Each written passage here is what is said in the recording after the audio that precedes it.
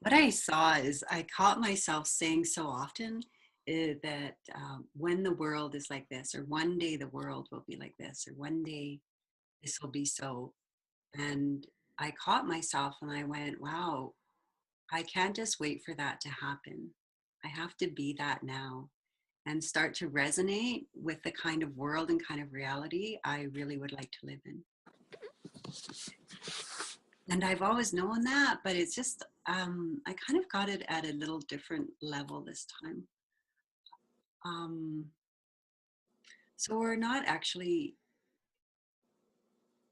helpless bystanders in our lives. We're actually emanating energy into creation that's drawing creation to us. So quantum physics is actually finding that matter is not embedded into time and space, but rather it's projected into time and space through us.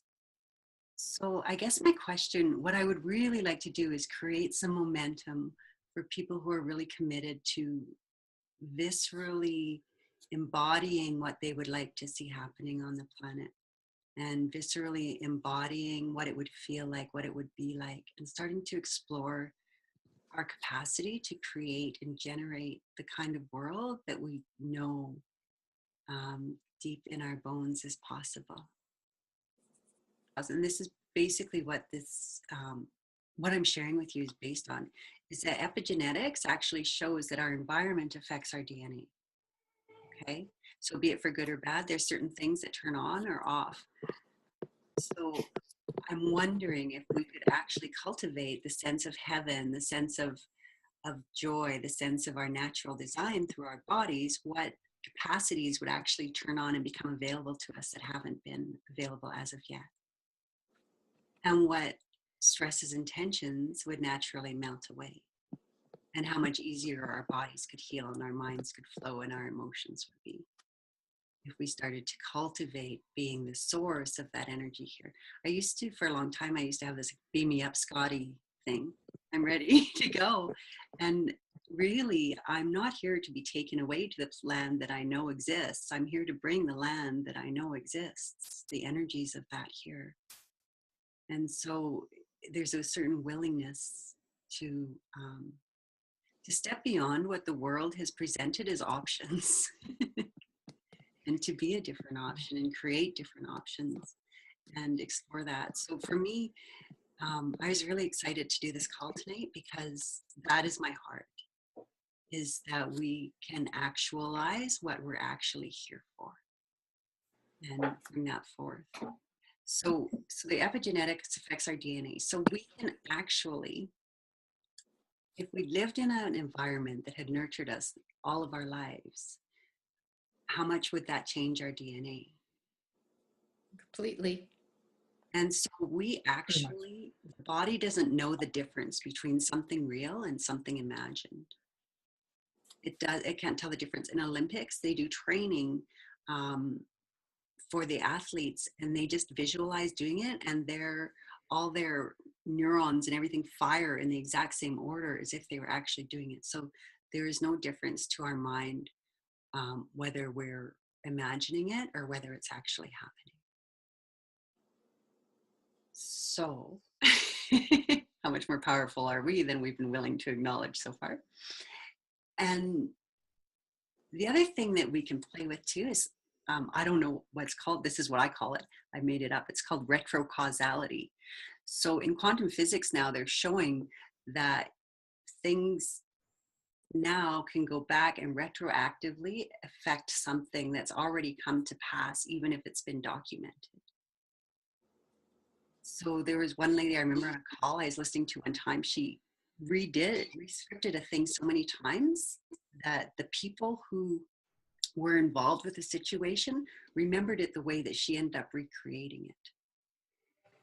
So retrocausality, like, so I love playing in my timeline because I'm like, okay, so what would it, so just to give you, let's see, so the other thing about retrocausality that would be very cool to work with is that our cells get a memory, and they have certain receptors on them. If you watch What the Bleep, they show very elegantly on there how how our cells have certain receptors on them to certain events or certain chemicals or certain emotions. Basically, they're looking for a chemical fix. So if nothing is happening in a person's life and they know that's how they're alive, then if they don't get that fix, they'll make up something in their head so that they can get the chemical fix of that situation. Did that make sense? It's like that Yeah. trauma thing. If you don't have it, you make it up. Yeah. My girlfriend and I have this saying, it's like, is this nothing trying to become something? So, and we're always like, okay, yes, it is. For sure. So if we can work with retrocausality and our body's capacity to not know the difference between something real and imagined, then we can alter the cell receptors in our bodies to know that they're alive in a different way than how we've been conditioned from being in this reality. Does that add up? When you start putting the pieces together, it becomes so self-evident. Yeah. Really, and we are like so potent. So really what I love is like the primal intelligence of our body. And it's really easy to access. So all that you really need to do is tune in. And so if you had, what would it be like to live as if there was heaven on earth? And ask your body to tune into that for you.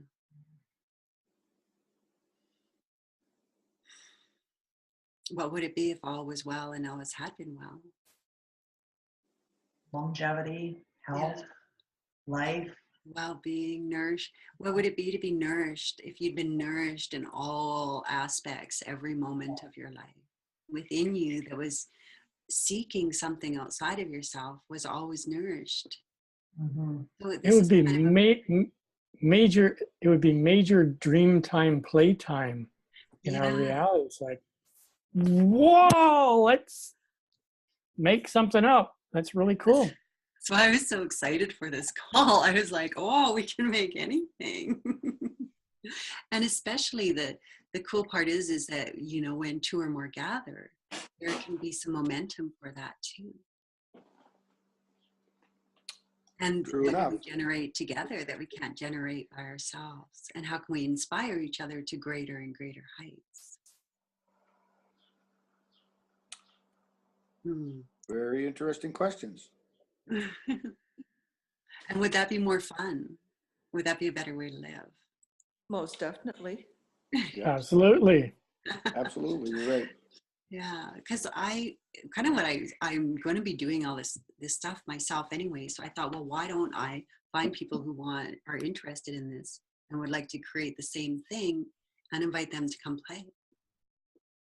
Because if I'm going to be spending my time doing it, why not share it? Yeah. Okay, so we don't have that long. So I'm going to just do a quick, we have 20 more minutes, I think. So I'm going to do a meditation for us. If you guys would like to tune in, we're going to just be tuning in to like the primal intelligence of your body, okay? So,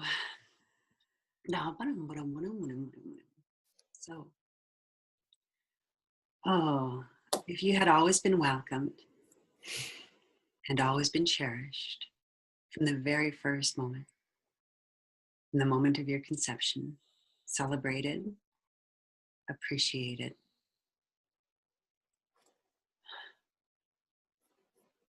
cared for, what would be different in your body now? How would your heart be beating differently?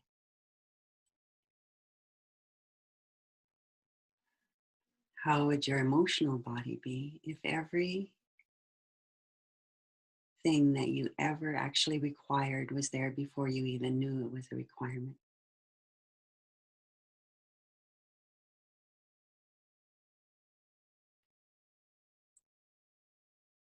How would your blood be flowing?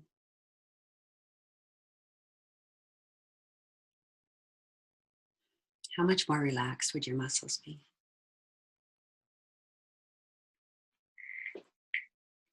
Would your toes feel different?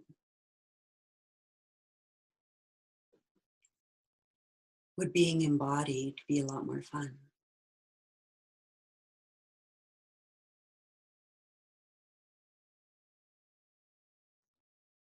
So now you have the energy of that, what that would be. And by merit, we're asking the question, we're actually calling forth those frequencies and those energies. Okay, so we're just going to create an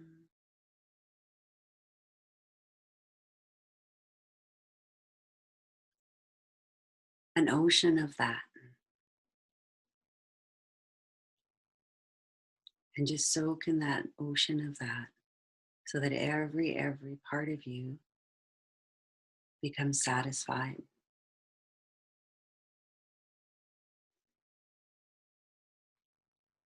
It is the ocean of everything that you've ever imagined that you require. And more. Because at the end of our understanding, there's always so much more. And so what if you allowed every cell and atom and molecule of your body to just drink that in?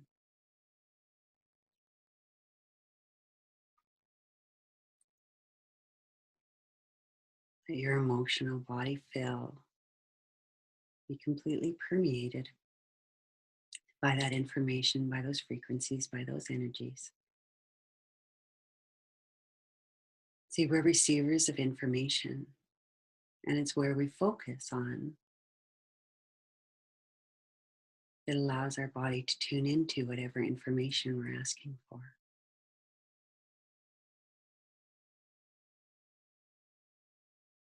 Allowing your bones to drink, to drink, to drink. And the frequencies, the energies, the information of your cherishment, of your preciousness.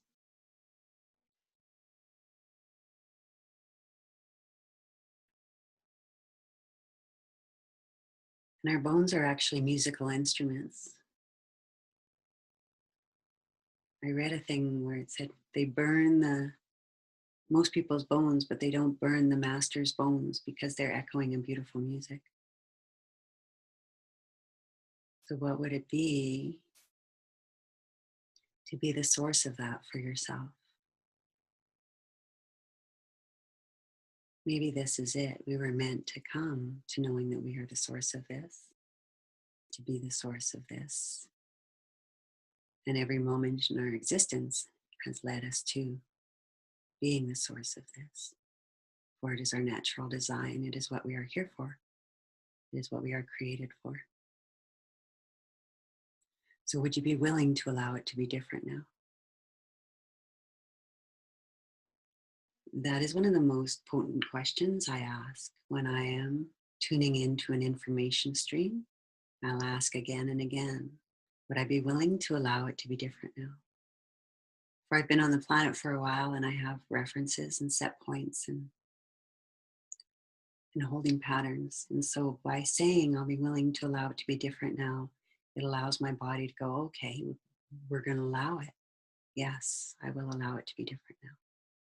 And so if you're ever doing this and you feel like it's not moving, then just ask, would I be willing to allow it to be different now?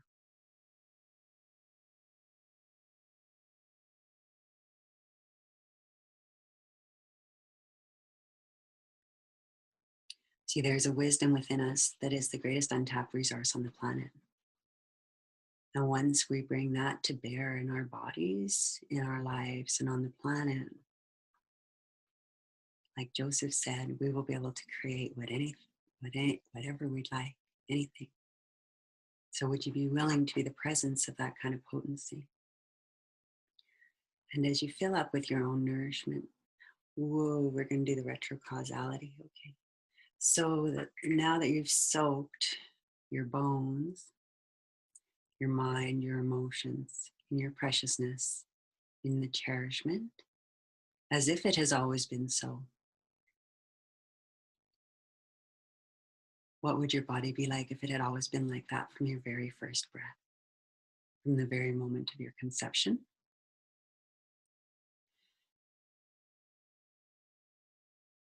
Taking that down your timeline. And so, what if we were to soak your entire timeline and every you that you've ever been receives that same information?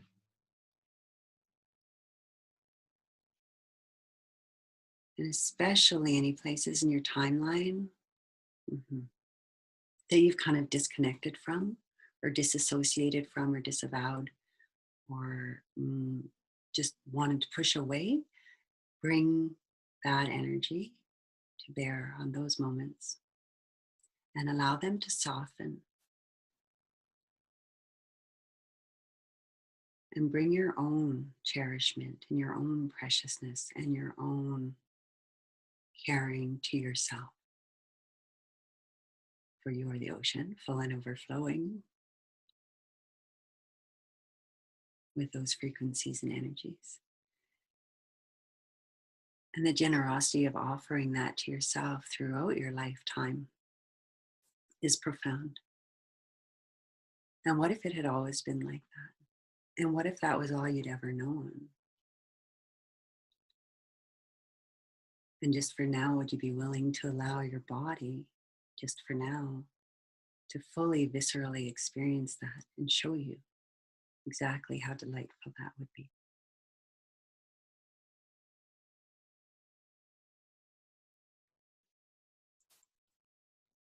If you've been soaking in this energy forever and your mind had been surrounded by nourishment, by cherishment, by honor, by beings that knew how to be fully present,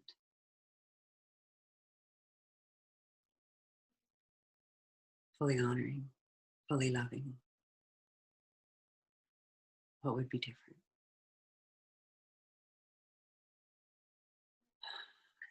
And would you be willing to allow it to be different now? And would you be willing to allow your body to relax into that fully?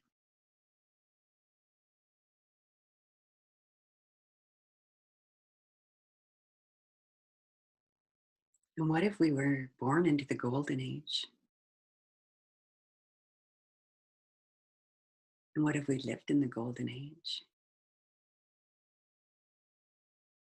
Would that be a sweeter, gentler, kinder place to live?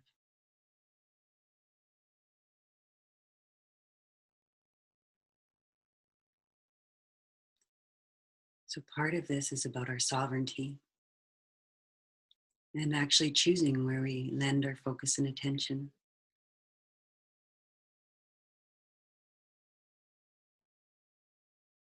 We actually do have the free will to create a way of being that nourishes our existence. And we can exercise that free will or not. We can be a responder to the world, or we can be the source of the world we'd like to create.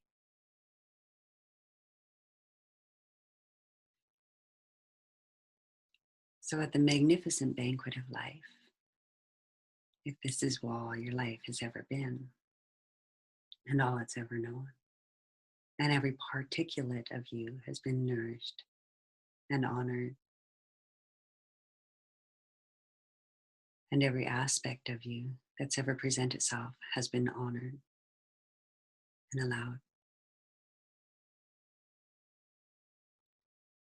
how much sweeter would your body feel?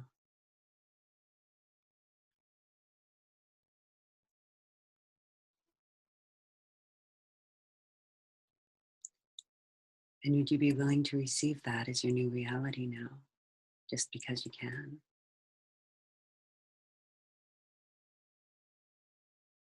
Would you be willing to allow it to be different?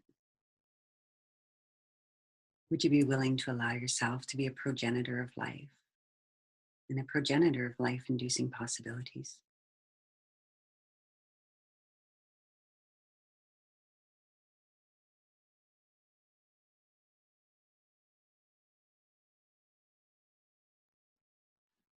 And would you be willing to let the emanation of that echo everywhere in your past, everywhere in your future, to every being you've ever met, and to every being you've yet to meet. Would you be willing to allow the comfort and the generosity of that to ripple through time and space?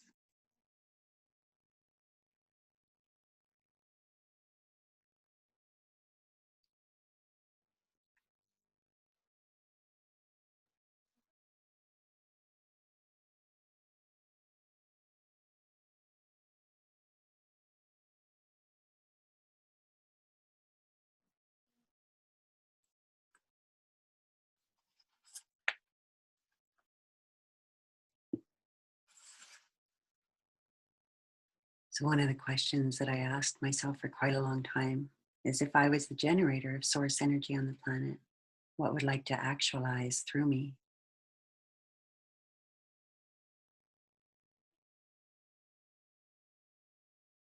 And so if we are willing to be the source of that on the planet, we are also willing to be the source of what we're actually designed to be.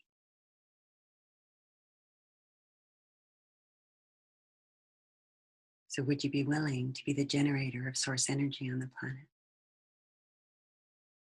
And would you be willing to be open to receive what would like to actualize through you into this realm?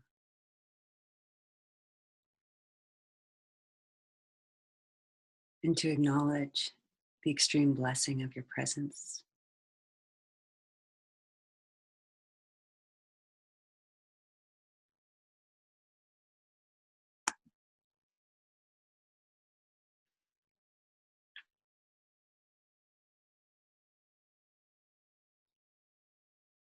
And to acknowledge your potency to generate, receive, generate, and transmit the kind of reality you know in your bones is possible.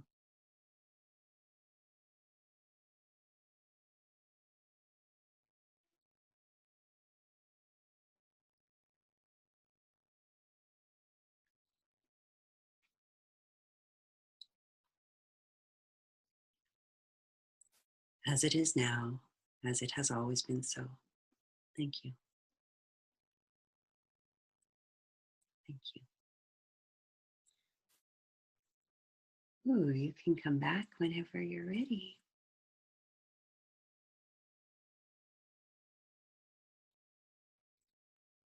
Okay. Does anyone's body feel different? Just a very nice space. Yeah. We actually, like, see, we have the capacity to create that.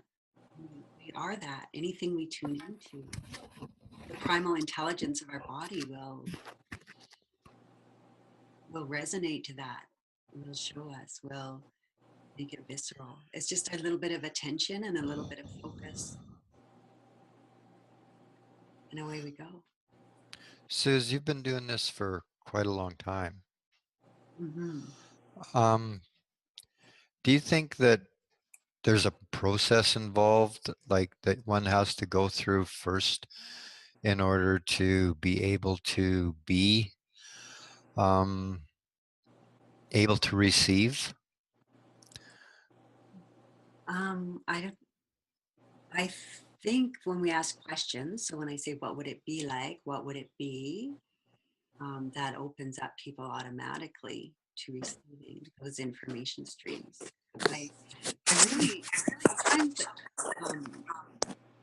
there's a bit of it's very simple. We all have that. We're born with that. It's just lending our time and attention and focus and to different areas that would be beneficial to us. That's all. I don't. And some people, like, it's like, but are we willing to allow it to be different? That question changes things all the time. Even for me, like, lots, I'll ask that, and it still opens up doors and opens doors and opens doors and opens doors. So basically just what you're saying is stay in that question. Yeah, that's what I play with. So what would my body be like? Or I play with melting my body into those energies, which is just as, like, super sweet too. Mm-hmm. Hmm. Yeah. I think we're naturally designed to do this. It's just that a lot of people make it a lot more complicated than it actually requires to be. Maybe that's what I'm thinking, because Mhm. what I'm, And they what I, create levels and they create whatever, but how do we know where one being is or one being isn't? Or they might not spontaneously step into a whole new world because they can. that would, well, that would be awesome. Because I mean, there's so many things that I really like on this planet, Mhm. but for the life of me at this time, I still don't really know what I'm here for. Well, if I was the generator of source energy on the planet, what would like to actualize through me? Just keep asking the question. It's not about getting the right answer. It's just about asking the question because maybe it's different times, even at different times of your life. Okay. We have about 5 minutes left. 4.5, counting down. And I think, yeah, and it's an openness, willingness to be different, Yeah. to change. Well, because we've been trying understanding the world, right? Instead of understanding our divinity and our superpowers, we've been trying to understand the world. But what if we changed our focus to understanding our superpowers and our divinity and our strength and our wisdom and our grace and our preciousness? Understanding that instead of understanding the world, because we want to understand something, it means to stand under it, right? So Right. we've been taught understand the world, so we're standing under a worldly construct. So in order to get out of the worldly construct of what has been on the planet, we need to go beyond that into what is possible on the planet, what are we designed to create on the planet. That makes sense. That makes sense for sure to me anyway. Yeah. And what is possible is the impossible, the have not yet been imagined yet. Oh yeah. Okay. So here, yes, I wanted to say this because I love this. So what have you always hoped and dreamed and imagined could be, but at some point in your life have decided could never be? Oh. That's big. Okay. That's something to sleep on, my That's dear. like a whole conversation. It is. So would you be willing to be the source of that for yourself? Yes. Oh yeah. Whatever that is. Doesn't it feel fun though? It's like all those things, like really? So what if it actually could be? So what if it's time we got all that off, out again and laid it on the table? Because I think we've gone, oh, we don't know how to do that. So we've taken it off the table instead of going, no, that's what I'd like. This is what I Right. know is possible. And this is how I'd like it to be. And this is what I'd like. And what do I have to do it? And what do I have to be in resonance with? And how do I be the source of that? And show me how. Yep. Okay. So we may as well. We're here anyways on the planet. We may as well be having a good time. That's for sure. Right. Well, thank you so I much. don't know. Oh, thanks for coming, you guys. I was so excited to share this with you. Thank you, Right. Susan. Thank you, Susan. You. Oh, Thank you, Good night. Susan. honor.